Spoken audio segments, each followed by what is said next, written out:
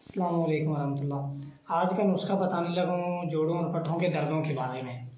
اگر آپ کے اعصاب جو ہیں وہ درد کرتے ہیں، جوڑوں کے اندر درد ہوتا ہے، گھٹنوں میں درد ہوتا ہے، ٹخنوں میں درد ہوتا ہے، یورک ایسڈ کی وجہ سے، کولیسٹرول کی وجہ سے ہے، بلڈ کلوٹنگ کی وجہ سے، چوٹ لگنے کی وجہ سے، خون گاڑھا ہونے کے علاوہ کسی بھی وجہ سے آپ کے جوڑوں میں درد ہے، پٹھوں میں درد ہے، بے شمار علاج کروائیں نہیں جا رہا، تو آج کا نسخہ استعمال کرنے سے انشاءاللہ العزیز جوڑوں اور پٹھوں کا درد جو ہے وہ ہمیشہ کے لیے ختم ہو جائے گا۔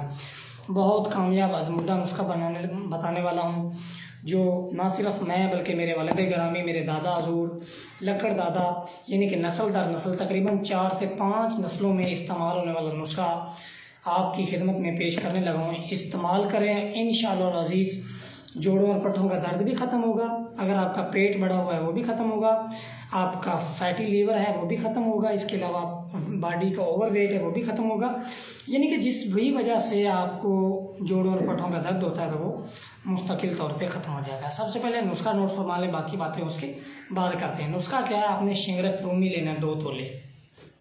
شنگرف رومی 2 تولے لینے کے بعد آپ نے اس کو کھرل کے اندر ڈالنا ہے اور اچھی طرح باریک کر لینا ہے بغیر کوئی چیز مکس کیے۔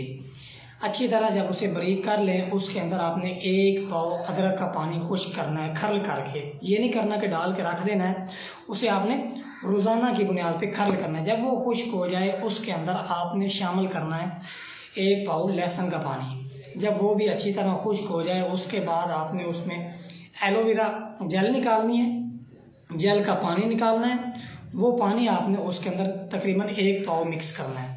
کرنے کے بعد سب سے آخر پہ ایلو ویرا جیل کا پانی، آپ بالکل ویسے ایلو ویرا جیل نہیں ڈال دینی ہے، ایسا کریں گے تو جو ہے وہ قطن جو ہے وہ اس طرح نہیں ہوگا کہ آپ اسے اچھی طرح کھرل کر سکیں، کیونکہ وہ کافی زیادہ جو ہے وہ جیل کی وجہ سے کھرل کرنا مشکل ہو جاتا ہے، تو وہ سارا کا سارا کھرل کے ساتھ لگ جاتا ہے، جس کی وجہ سے کافی زیادہ کمپلیکیشنز کا سامنا کرنا پڑتا ہے۔ حکمہ حضرات تو ایزیلی کر سکتے ہیں، لیکن ایک عام بندے کے لیے یہ آسانی نہیں ہوگی، اس لیے بہتر یہ ہے کہ آپ ایلو ویرا جیل کا پانی نکال لیں۔ سب سے آخر پہ ایلو ویرا جیل کا پانی خشک کر لیں۔ جب ایلو ویرا جیل کا پانی خشک کریں گے تو وہ بالکل جو ہے خود بخود کھرل سے اچھی طرح کسی نوکدار چیز سے صاف کر لیں۔